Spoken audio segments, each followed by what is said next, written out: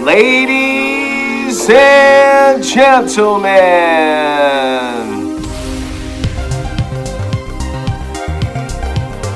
yeah. Ladies and gentlemen, you're watching GEEKCASTER, everything sci-fi, fantasy, and geek culture, pop culture commentary.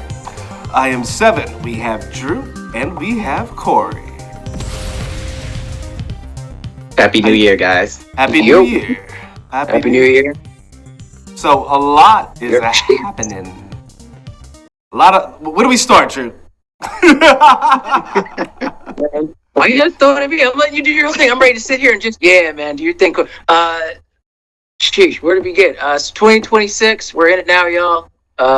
One step closer to maybe that meteor finally landing on all of us and finish this whole thing off. But in the meantime, we got lots of new pop culture stuff. We got lots of shows, lots of movies that just dropped, and stuff to look forward to, possibly, maybe, for the near future. And I guess we can start with, I don't know, did we do like last time? Do you have like a top 10 of last year? Do we want to do last year? Or do we just want to jump into this year's stuff? Nah, let's move forward. Forward. So that's fair. Yeah, past all the 2025 stuff, there were some hitters, there were lots of misses. But going into this year, we have what's mutual ground. What can we start off on? I think we all saw. I guess The Pit, maybe. Who of us? Some three of us. I've seen it. Corey, you've seen it, right? Yep.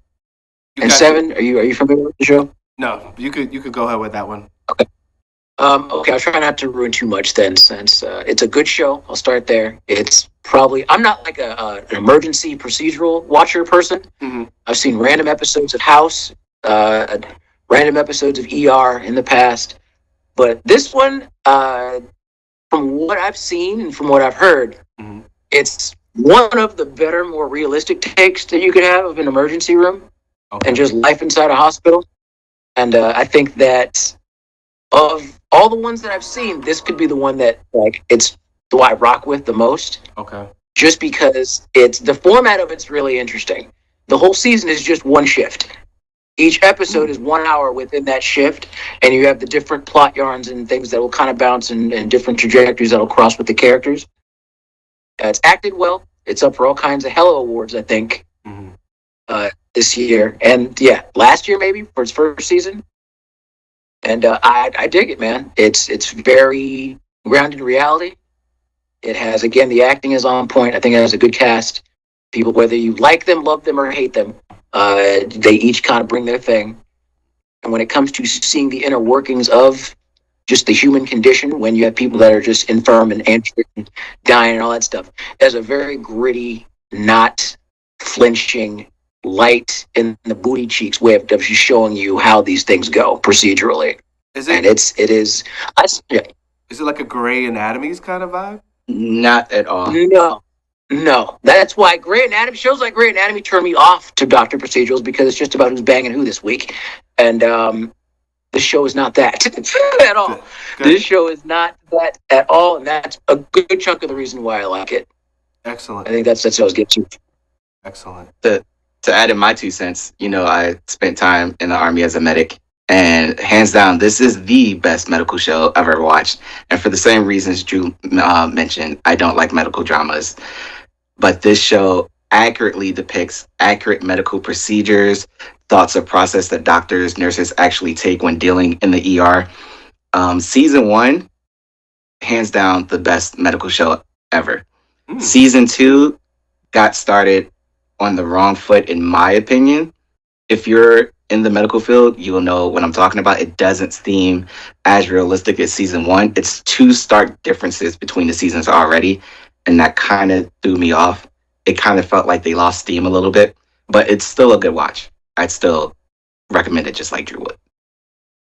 That's awesome. So what is next? What else got started? For me, in Animeville, I'm walking on sunshine because we just got the new season of Jujutsu Kaisen that got started. The coloring game. It's, for me, as like an anime head, there's another anime called Yu Yu Hakusho. It's like shonen, action, adventure, tough guy type of stuff. For me, Jujutsu Kaisen is the spiritual successor of this show. It's one of the greatest. Jujutsu Kaisen is just peak fighting, mystic, demon slaying anime. I like it more than Demon Slayer. I can't lie. I just think its inner workings and the characters and the how dark it's willing to get is completely just leagues above Demon Slayer, which is still a great show, makes for great movies, good fight scenes, but it's a little too safe at times, I would say. Where Jujutsu Kaisen is not afraid to kill their darlings. Yeah, there's not afraid to subvert your expectations on who will survive, who will win certain fights, and who makes it out the end of an arc. So I'm super hyped. That's 3-4 episodes in now. And I highly recommend that to everybody. Start it if you haven't already. Check it out. It's awesome. I started watching it, and I like it. I like it. The setup was really good. Their random use of different styles of animation, I thought, is interesting. How they just randomly change it up and then go back to what they're doing. I thought that was cool. Does any other anime do that? A couple of them do right now. Okay. To pick up off of Drew, this is going to be the year of anime. Like a lot of good shows that started last year are getting their second, third seasons this year. One good one is called Hell's Paradise. That just started. Free Run, that started this year. Jujutsu Kaisen, a whole bunch of others. But as far as animation styles, yeah, there's a lot of Korean animation animes that are dropping in June and July. A couple of Chinese animations that are dropping. So they're all doing the same paying homage to older animation styles and bringing it into the modern world. I finally got a chance to see JoJo's Big Adventure. It reminded me of when I used to be babysit by one of my aunts, and we were forced to watch soap operas. Oh, God. Does that make sense? That's where you went with that? Yeah. I thought in certain regards, in certain ways with how JoJo rolls, yeah. But here's what you have to keep in mind, though, Seven. Right. No two JoJo seasons are really alike. Right. That's what I think is one unique thing. In the same way, this might be a weird comparison, in the same way that Doctor Who switches off and isn't quite the same with each iteration of the Doctor, Right. JoJo follows different main characters in different groups just about every season. Right? So and with each season, how the guy does it, Araraki, is that his name? The guy that makes it, Corey? I think so. I think you're right. Yeah, his last name Araraki, but he switches up his drawing style, the art style, the character designs. Every time he's got some new wonky take for his characters and how they're posed and stuff like that. Yeah, Rocky. So you get a different bag with each arc. It's all weird, but like you get a unique flavor for each arc and each character because it's a generational thing. Right. It'll be Jotaro Kujo one year, then it'll be Jolene in another arc, then it'll be Dio, the son of Dio Breath, the main villain, his son, DiGiorno, I call him. He comes through. it's wild. Oh my goodness. It's wild. So, but yeah, to your point, Seven, yes, there is kind of a soap opera element to it in that regard, but JoJo's its very own beast. And I am kind of hyped for Steel Ball Run, even though it's story-wise not the most interesting to me, but I want to see how they pull it off. Now, not to flip back and forth, but I have to because you did bring it up, Jujutsu Kaisen. A lot of Korean films that take place in a high school or like the zombie things are in high school. I wonder what came first as far as inspiration, but it very much reminded me of those films in a good way. Because I was surprised that I actually like it. I didn't think I would. You know, the setup was super fast, but then it slowed up a little bit in a nice little pocket. Did you guys like it immediately, or do you see the influence from the actual Korean films in this, or no? I don't. This one is Japanese, but yeah, I do, and I'll say it this much. And if you're a fan of horror, or if you're a fan of like action films, Jujutsu Kaisen channels itself primarily from those, and like old school anime too, because there's actual Yu Yu Hakusho references that they make in Jujutsu Kaisen. There's Fist of the North Star references. Right. They reference the my Ring of favorite. Redemption in one fight. Yeah, it's like it's all in there. They're the guy that writes Jujutsu Kaisen is definitely an action and a horror movie guy. Same thing with Chainsaw Man. Mm-hmm. Very like Sam Raimi, Evil Dead references in Chainsaw Man. Zombie stuff. First arc, he's fighting waves of zombies like in Dawn of the Dead. Right. So they're in there. They're definitely. But do you feel? Like even though this is a Japanese animation, do you think it was heavily influenced from the success of the Korean drama action stuff? Or do you think it's totally separate? It's separate to me. I see where you're coming from, but I think when you watch a Korean horror film or Korean high school dramas, they draw up their own inspiration, whereas Japanese kind of do the same thing. But it's separate. I see how you can come to that conclusion, but if you're not really versed in anime, it'll look that way. But the more you get into it, the more you'll see the differences. And I don't really see the Korean influence in Jujutsu Kaisen. If you mean specifically Korean, I misunderstood. If you mean specifically Korean influences, the high school thing and like I don't know, just like the setup was very much like a couple films that I've seen. So, there's a lot of Japanese films and anime that also takes place in high school. Like you have High School of the Dead, you have Battle Royale. There's another subculture in Japanese culture that does deal with high school. So that's why I'm saying I don't see the correlation between Korean. Mm-hmm. Again, specifically, if it's Korean that you're asking for, I'd say not particularly. Okay. There's plenty of Japanese high schools. One of my all-time favorite movies is a high school joint called Drop, and that's just about delinquents in Japanese high school. And there are elements you could argue are kind of like in that in Jujutsu Kaisen. Gotcha. But again, it subverts your expectations to where the homies aren't all gonna make it out. Gotcha. No. To your point, no. Okay. Not really. No, that's fair. To make a point, you guys love Jujutsu Kaisen, but to me, the more it goes on, the more I kind of dislike it. And I'll tell you why. Yeah, I'm getting that feedback. Continue, but I'm hearing that about a lot of different anime fans of like for instance, they love JoJo, but as it goes on, people are bowing out gracefully. Some people. And same thing with Naruto, same thing with One Piece. Like, okay, you're pretty much giving us the same story over and over again. At least that's feedback that I've been hearing. I mean, I think this is kind of. Sorry, Corey, go ahead. The one thing about anime is that it has a whole bunch of subgenres. So you can identify with, the high school, the living in another world, isekai. Like it depends on what you identify with. Mm-hmm. And for me, when it comes to Jujutsu, there are other animes that do the dialogue action balance a lot better because Jujutsu, the more it goes on, the more you get into the fighting, the more dialogue comes with it. And that's kind of odd to me. Whereas if you look at something like Chainsaw Man, the more dialogue you have, the more action you're going to get later on. So it's a very delicate balance when you go into those type of genres of anime, and I don't think Jujutsu Kaisen does it for me in the later parts. Gotcha. If that makes sense. If you want to talk about dialogue heavy, that's a wild assertion, Corey. You're a Demon Slayer fan, and That's very dialogue heavy. Watched it.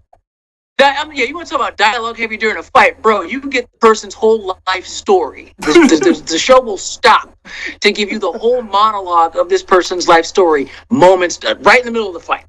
So that's what you expect. That's when wild. When you read the anime, when you read the manga, that's what the anime is. It's dialogue. It's a dialogue anime. It's not geared as an action anime. Whereas Jujutsu Kaisen is like a balance of dialogue and anime, but dialogue and action, but you get more dialogue than action in Jujutsu.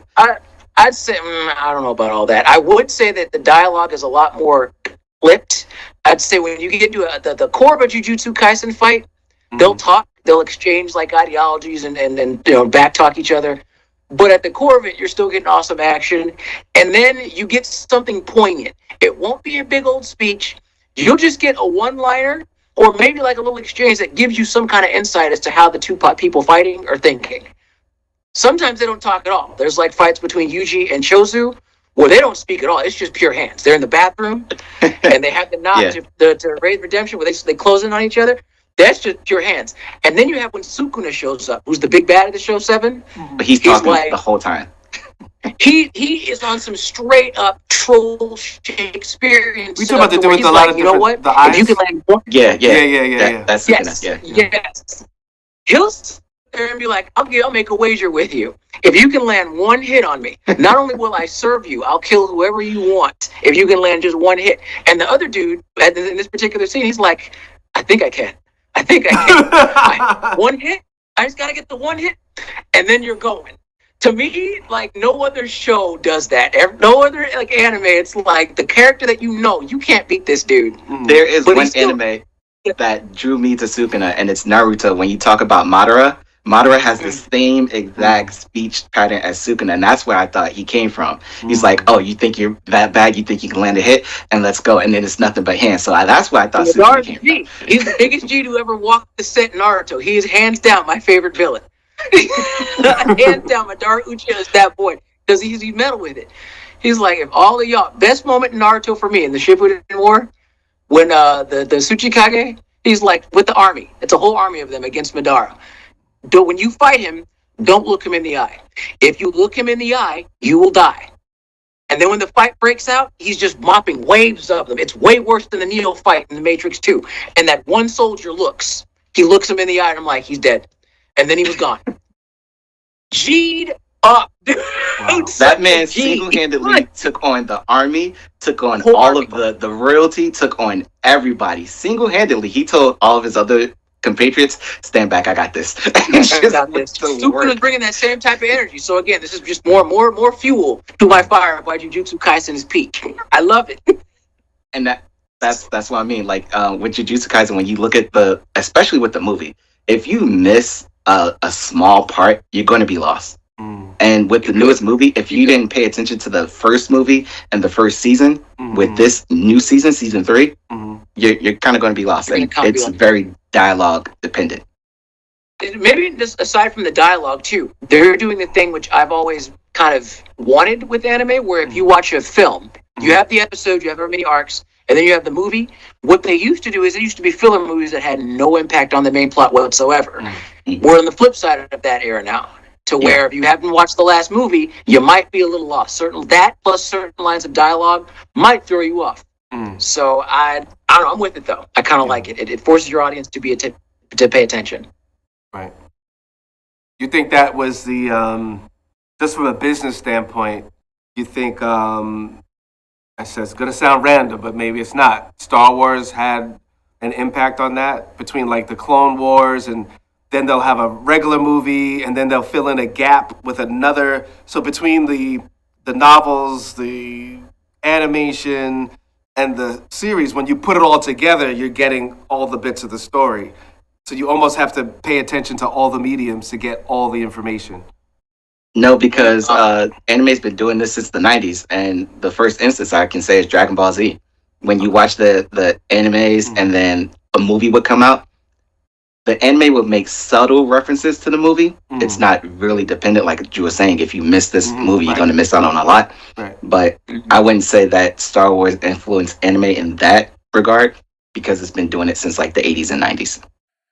Yeah, it was doing that before Star Wars even got a hold of whatever it was doing with the Clone Wars. And Star Wars tries, I would say it's the opposite. Star Wars tries to emulate a lot of what a lot of modern anime does with their own anime, Visions.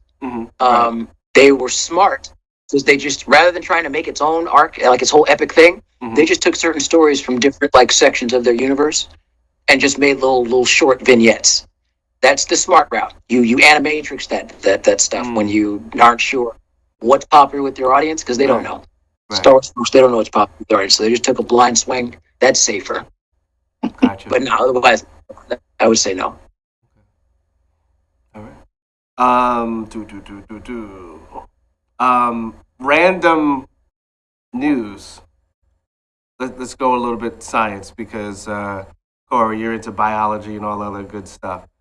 So, allegedly, scientists found the regeneration gene in this oxalato. Axolotl. And Axolotl. they discovered that humans have that same gene somewhere in us. So Oxalotl's the little lizard Pokemon looking dude with the little. He has the antennas on his right. side of his face. Okay, yeah.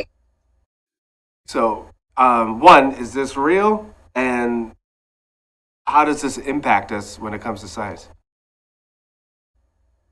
I particularly think it is real. With science, we still have a long way to go. Before even the axolotl, we were looking at stem cell research that, theoretically, and it's always been theoretical, that cells replicate themselves for longevity, but with our human limitations, that kind of bogs out anywhere between 70 to 100 years.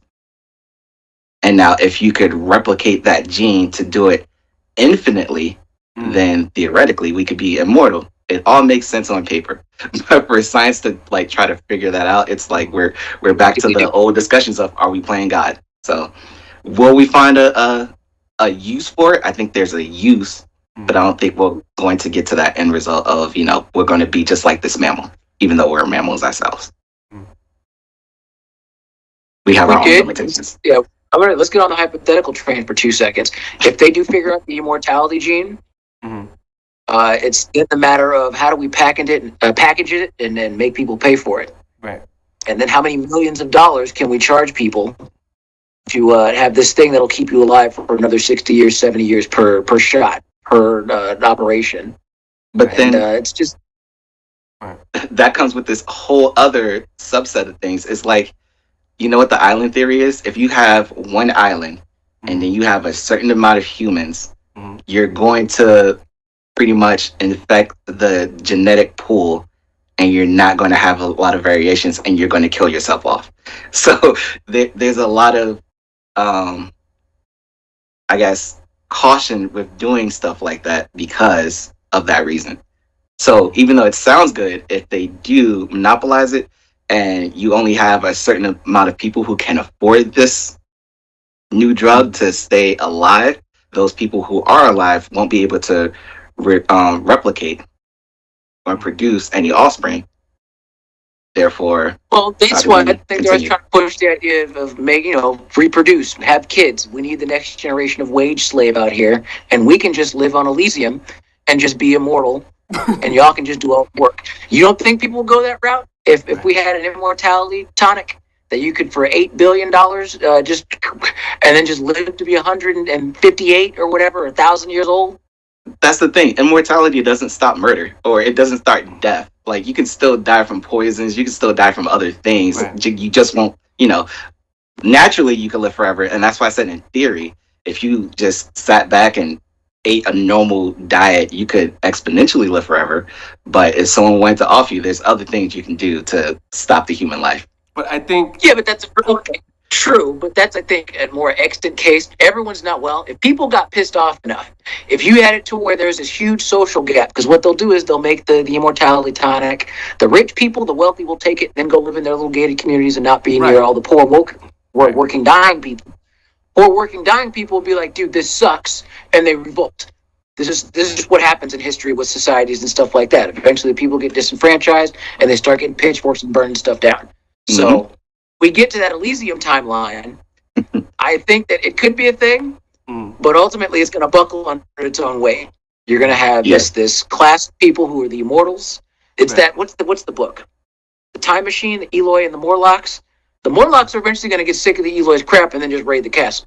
Right. So I don't know. We're not going to see it. We'll be long dead by then, but it'd be kind of funny to watch. Yeah. But the billionaires, we don't need to name their names during the show, but they'll probably still be there. Talk about, I got a book face. You know what I'm talking about. You don't even have to, you don't have to go back that far in history. I think last year there was a parliament, I want to say somewhere in Asia, where the government was oppressing its people, and the people revolted. They climbed the gated fence, went into parliament, and they said, we're not going to run our country this way. You're going to make changes. And everyone who was in charge got exiled, and they put in a new government. Yeah. It doesn't take that much.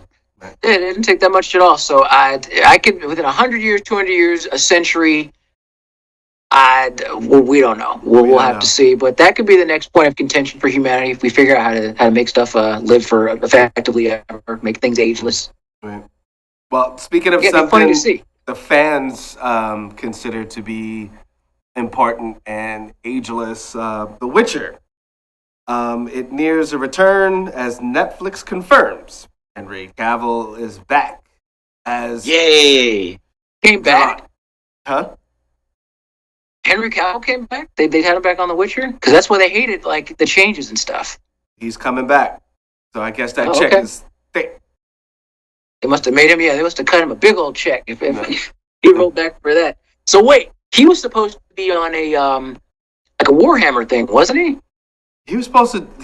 There's rumors of him doing so many things. I don't know what is true at this point. Yeah. But this is the only thing that seems to be official. He's named on a lot of projects, but what we see him in will be a mixed bag. But I don't know. I was never a Witcher guy. Right. I know of the games, know of the books. I was just never really a Witcher person. But I know people like that first season. They like that first season of him. Yeah, the first and second season were pretty good, and it got a lot more people into Witcher. So, just like Netflix with Drive to Survive, it got people into Formula One. Netflix is doing this thing with introducing people into a new genre, gaining new audience. So they're good at that. Did you guys see? Got a few minutes left. Did you guys see Avatar? And see the first Avatar. I saw the first two. With number 3, it's more of the same. I heard it's just another 3-hour long movie. Well, It looked good. Which I've said, yeah, all the movies, they look visually good, and I'm just kind of like, it's 6-foot-tall Smurfs with this weird Last of the Mohicans vibe. I'm like, all right, I'm cool. The same thing we're talking about. That's funny. Yeah. So I did see it.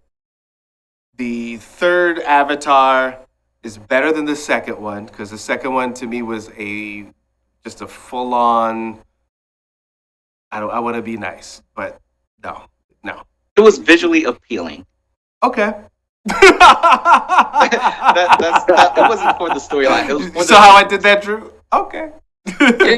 The third, you know what it is? The bar was so low for the second one that I appreciate the third one. But there were things in there that seemed really annoying of just trying to bring your lead characters back some way, somehow. That was so annoying, not necessary.